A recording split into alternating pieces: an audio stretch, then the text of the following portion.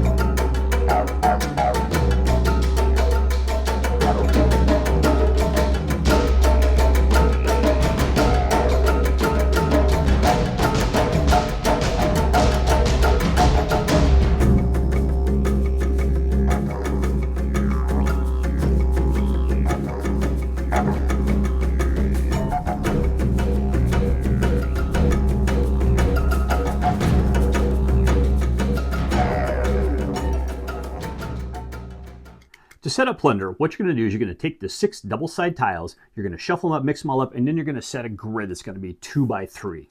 Once you have that grid set up, then you're going to take the alphanumeric grid corners, and you're going to assemble those. If you get confused as to how they go, they got little letters on the back to kind of tell you how they assemble. You're going to place the compass spinners nearby. You're going to create a stack of 10 each of the 4 different resources in the game. There's gold, there's rum, there's iron, and there's wood. And then you're going to take the rest of those resources, you're going to mix them up really good, and you're going to create yourself a draw deck for those. Then you're going to shuffle the treasure cards really good, place it face down, and then you're going to take all the plunder point cards. You don't need to shuffle them because they're the same on both sides, so you know what? You pretty much get it. Okay, now after that's done, then every player in the game is going to take their ship. Okay, and on your ship, what you're going to do is you want to put 3 life tokens on that ship, and that's how it's going to start. You're not going to get any cannons, you're not going to get any extra mass. Those you're going to have to buy later on. Just a ship and 3 life points, and that's it. Okay, then what you're going to do is you're going to take the 2 spinners and you're going to spin them both, and that's going to give you the coordinates of where you're going to place 3 different X marks the spot tokens. Once you have all 3 of those down on the board, then you're going to spin again and you're going to place the weather marker, okay, and it's a square grid, and whatever spot it is, that's going to be the center of the storm, all right, because you got to know where that storm is. Okay, then what you're going to do is you're going to figure out what the player order is going to be. So everyone can roll a dice or whatever manner you want to do it and figure out who's going to go first. Now, the player that's going to go first is they get to pick the island that they want their starting ship to start on, and it has to be a single skull island. So you're going to place your ship in the port, and then you're going to place your flag in that as well, because you are going to control that island. Then go clockwise around the board until everybody has done that. Then in reverse player order, the last person to place your ship is going to actually start the game. Okay, and at this point, you guys are ready to go. And we're going to proceed clockwise around the table once we get started. So, how do we play the game? At the beginning of your turn, what you're going to do is you're going to draw 1 resource card from the face down deck for every island that you control. If you don't control any, then you're not going to be able to draw any resources. So always try to control at least 1 island. All right. Now, the resources you have in your hand is what you're going to be able to use if you want to be able to upgrade your ship.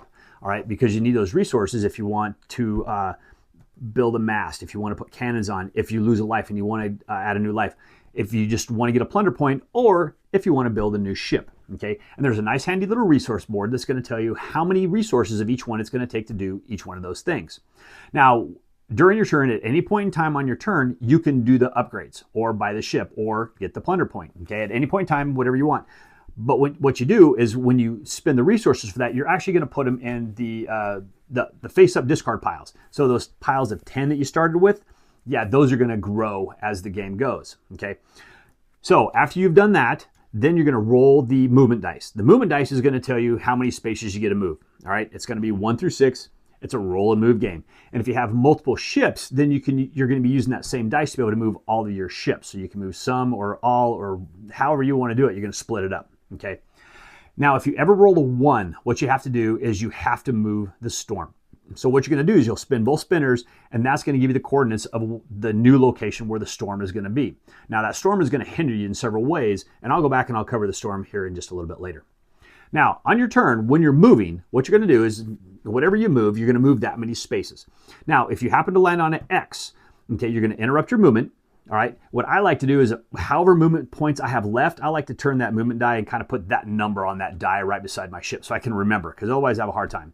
But what you're going to do is you're going to pull over a treasure card and you're going to do what the treasure card says. Now, if you would really like, add some theme to it, use a good pirate voice and read the text, the flavor text on the top. They're actually hilarious. Okay. But the card's going to tell you what it is. Maybe you get gold. Maybe you lose resources but gain other resources. Maybe some of the other pirates have to give you some of their resources or gold or something else. Okay. But it's going to tell you what to do. Once that's done, then you're going to discard that card. If it says you gain a plunder point, then you're going to grab a plunder card and you're going to put it over on your side. Now, plunder cards have to be face up in front of you, and you have to divulge how many you have. So don't stack them and hide them, okay? It has to be public knowledge as how many plunder points you have. Now, once that's done, then what you're going to do is you're going to roll the spinners and you're going to figure out where the X goes. Now, maybe that X lands underneath one of your current ships. Well, you know what? He just happened to discover it as he was sitting there waiting his turn, all right? Maybe it lands in the storm. You don't know where it's going to land. But once you finish doing that treasure action, then what you can do is you can finish your movement. Now, if you've added a mast to your ship, that is going to be additional movement points you can have, whether you use the dice to move or not. So say I roll a 1 and I have to move the storm and I have 2 ships. Okay, and both my ships have a single mast. Well, I can use that 1 to move either one of those 2 ships, doesn't matter, but then both ships, because they have a mast, can still move an additional 1 space. So the mast is going to give you a 1 or 2, depending on how many you have, and that's where it's going to help you. You definitely want to upgrade those masts if you want to move around the board, because if you're like me, you're going to roll a lot of 1s and 2s. That's life, just how it is, but that's all right. I still have fun. Okay, now, the other thing you can do is you can put cannons on your ship. Now, cannons are going to be used because you're going to go attack rival captains. You're going to go attack islands, and you're going to be doing some combat in this game. You don't necessarily have to, but you can, and you more than likely will, because especially the lands. You need to combat the lands in order to draw more resource cards at the beginning of the game and to conquer more lands. Okay. Now, when you're trying to conquer a land, what you have to do is you have to land in its port, and then both you and the island are going to roll a dice. Well, of course, the island's not going to roll it. You're going to give the dice to the person on the left. Unless somebody controls it, then that person will roll the defensive dice. All right. Now, for every cannon you have is a modifier you're going to add to your dice. Okay. And there's 6-sided dice. And for every skull on the island is the modifier the island gets in defending you. Islands can never attack. They can only defend. So if an island only has 1 skull, it's going to be a d6 plus 1. If you have 2 cannons, it's a d6 plus 2. If you don't have any cannons, it's just a straight d6. Okay, highly recommend getting some cannons if you're going to go after the islands, especially the 3 skull islands, because they're d6 plus 3 and they're really hard. Now, if you win, okay, which means you get a higher number, then you get to place your flag and you're good to go. If you tie, ties always go to the attacker. So if you are the attacker, then you will win in this case. You still get to plant your flag. But if you lose a life. You just remove one of the life pegs from your ship. And that's it. You cannot attack that same island again with that ship. If you had a separate ship and there was a separate port, then you could do that. Now, attacking other ships is going to be the same as attacking islands. All right. It's the attacker is going to roll the red d6. The defender is going to roll the darker d6. For every cannon that each one of you have is the modifier you're going to add. All right. If you win, all right, well, the loser loses a life. If you lose, well, you lose a life. Okay. If it's a tie, the attacker again always wins ties. So you have 3 life on your ship. So just because someone comes in and attacks you doesn't necessarily mean you're going to die. But it's you can, and if you're down a life or 2, I highly recommend gaining lives, because some of those treasure cards will also cause you to lose a life. And well, if you lose your last life, then you lose your last ship, well, then you're a captain without a ship. And there's ways to actually get that back, and they're detailed very welly. Very welly? They're very good in the book. Okay. The other thing you can do is you can actually trade with your opponents. To trade, you either have to be adjacent to each other, you have to be ported at the same island. I think you can be at a merchant port and you can do some trading. You can't have islands between you. You can't be diagonal. Everything's orthogonally in this. But if you guys agree on terms, you can actually trade different resources or anything else, and you're pretty much good to go with that. Now, if someone is going to attack you, say for example, or you're attacking them. There's some things you can do to kind of mitigate that. So for example, if you're going to attack someone, you can kind of threaten them. It's like, hey, you know what? I'm not going to attack you if you hand over a couple of resources, blah, whatever. Or you can bribe. Maybe the defender might want to bribe the guy. No, please don't attack me. Here's some gold or whatever. You can make. Now, the other thing you can do is you can also make treaties with the other person. Now, if you make a treaty with that person, then you cannot attack him. You can't bribe him. You can't threaten him. You can't do anything to that person for the remainder of your turn. It's not for the game, but it's just going to be for that particular turn. And that's about it. Okay. So that's just something to keep in mind when you're out there attacking and stuff like that. Is just because you're getting attacked doesn't necessarily mean that, the attack's going to happen. All right. Now, the storm. I want to get back to the storm. The storm is actually really cool because I like how it moves around the board. Now, if you want to cross the border of the storm, you want to go, say, out of the storm and into the storm, or into the storm and cross the border and go out of the storm, you have to pay 2 resources for that movement. All right.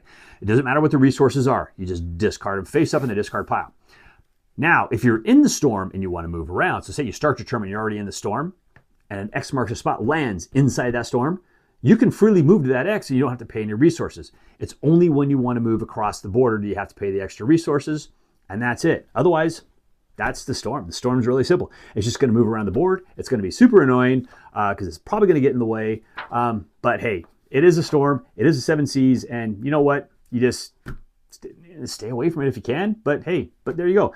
Now, what's going to happen is as you're going around, as you're gaining treasure, as you're fighting ships, as you're conquering lands, to win the game, okay, what you have to do, the first person that's going to get to 10 points, 10 plunder points, is going to win the game. Now, how do you get plunder points? You're going to get plunder points by A, controlling islands. Every flag that you have an island is worth 1 point. Every ship that you have is worth 1 point. Every plunder point you have is, worth 1 point. For every 5 gold, you can turn 5 gold in for a plunder point. All right. First one to 10 plunder point wins. Plunder point, yeah. First one to 10 plunder point. Plunder points. What did I say? First one to 10 plunder points wins. Plunder, A Pirate's Life. So what do I think about Plunder, A Pirate's Life? I think this is a great game. Okay. I'll give you my final score when I'm done with this, but I actually really enjoyed this game. Now, the main thing about this game is built off of Catan. All right. So if you like Catan and you like pirates, you may actually like this game because it's the same principle. You're just not building roads. You're just not, building your little settlements and stuff like that. There's no dice to move a robber. You're just moving around the 7 seas trying to avoid other pirates, or I don't know, maybe you build up your ship and you want to go after other pirates. But that's all you're doing. You're just going around. You're just trying to gather all these resources. And the first one to 10 points wins. It is a really good adaptation of the Catan mechanics. I had a lot of fun playing this game. I thought it was really unique and really cool. Now, one of the things about this game is you're going to spin those spinners a lot because every single person's turn, they're almost always going to be landing on the on an X marks a spot. Or you're going to roll a 1 and you're going to move the storm. So those spinners are getting moved a ton. But that's okay. They're not that bad. Now, I haven't played a lot of games with spinners in them, and this was the first one I played. And I never had a problem with them, other than one thing. And the only problem I have with these spinners is if you look at the bottom of that spinner, you kind of see where it's got the little plastic piece. So when these sit flat on the table, they kind of wobble a little bit. And so when you spin them, they kind of slide around. Now, I normally don't do this, but I discovered something, and I just have to share it. I found these online. Okay. Now, this is a 3D printable base that you can actually put inside your spinners. All right. It fits in super tight, but as you can see, now the bottom is totally flat. So once I printed these out, luckily I have a 3D printer now, and I set this down on the table, and the spinners worked a million times better. Oh my gosh, absolutely. I have no problems with these spinners anymore. They don't slide around. They don't do anything. And I never had a problem with them before. They just kind of wobbled here and there, but I absolutely love this. So I did want to point that out. The base game is totally fine. This is just an upgrade that I absolutely could not believe how well it was. One of the things that's really fun about this game is, I'll tell you what, those treasure cards are fantastic. I love going to them. I love reading the flavor text on them. I mean, because that's one of the things that you're doing as a pirate anyways, is you always want to go around. You want to bury your treasure. You want to sit there and you want to try to find what can you get, okay? And I'll tell you what, you get resources at the beginning of your turn by how many islands you control. But boy, you draw a good card where someone's, all the other pirates in the table are going to give you a bunch of gold, or, you're going to like, maybe you lose 1 or 2 pieces of wood, but you're going to find like a whole bunch of iron. You're going to find like a whole bunch of rum or something like that. You can build up resources really fast by getting those buried treasures. Getting multiple ship fleets on the board and getting mass on them, so you can have them scattered all over the place and you can move around the board faster, because you never know. I mean, I've played games where you go to a treasure card, X marks a spot, and it's literally showing up underneath another one of my ships. I don't even have to spend a movement point. Bam! I just get that treasure as well. Hopefully it's not a bad one, and then I just continue my movement from there. So they're bouncing all over the place. Now, one of the things, I've only played this game, just so you know, I've only played this game as a 2-player game, and I've played it once with myself, playing kind of both sides, but I also played this with my wife. And as a 2-player game, basically what you're doing is you're condensing the board down. You're not using all 6, but you're only using 4 of the panels, and I believe it's numbers like 13 through 18. I think you don't use your so if the spinner lands on those numbers that's not on the board, then you just have to respin it and figure out where it's going to go. So it's a little bit tighter board. And we only had the 4, we had the 4 panels, but we had whatever, I think we had 4 or 5 different ships on there. But it was a really lot of fun. Even as a 2-player game, we still were in each other's way, so that we still had to deal with some combat. But I really enjoyed it. I think as a bigger game with the bigger board, I would like that as well, just as much. But honestly, I like Catan, but I think I like this better. I actually had so much fun playing this game. My wife and I were laughing the whole time we were playing it. It was just a riot. Like I said, you're trying to get those resources. My wife, she went so many turns. She had a hand of cards and she could not find gold to save her life. And then I would find a card and I would steal the 1 or 2 gold she had, and she was 1 point away from victory. And all she needed to do was find gold, and she could not get any gold whatsoever. So it's just a lot of fun. It's pirates. It's a roll and move. But honestly, folks, I think this is a fantastic game. I absolutely love this game. Now, my personal score to rate this on Cody's scale, honestly, I'm giving this game an 8. I will play this game anytime. It is a light to medium weight game. Personally, like I said, I think it's better than Catan. And I will never turn this game down. If somebody says, hey, let's play Plunder, A Pirate's Life, I'm in. I will get the game set up and we're playing within 15 minutes. And the beauty thing is, I think my wife and I taught her how to play the game, and we finished our game in like 40 minutes. That's teaching the game. It's not a long game. It's a fast game, but it's a whole lot of fun. Absolutely loved it. Like I said, I'm rating this game an 8. I'll play this anytime, and I hope I get it to table soon. My wife even wants to play it more, and she's not a gamer, so that's saying something. Well, ladies and gentlemen, thank you once again for watching us today on The Discriminating Gamer. As always, we please ask that you like this video on YouTube, on Facebook, on X, on Board Game Geek. We also please ask subscribe to this channel on all of those platforms as well. We greatly appreciate it. And if you can leave a comment, we'd love to hear your thoughts about this game, other games, just anything in general. Our stupid jokes. We can talk about those. We're totally cool with that as well. And also, ladies and gentlemen, if you like the content that we provide here, we humbly ask you click on the Super Thanks button and leave a tip. So, I created a new playlist on my phone. It's got songs from Eminem, the Cranberries, and the Peanuts. I call it my trail mix.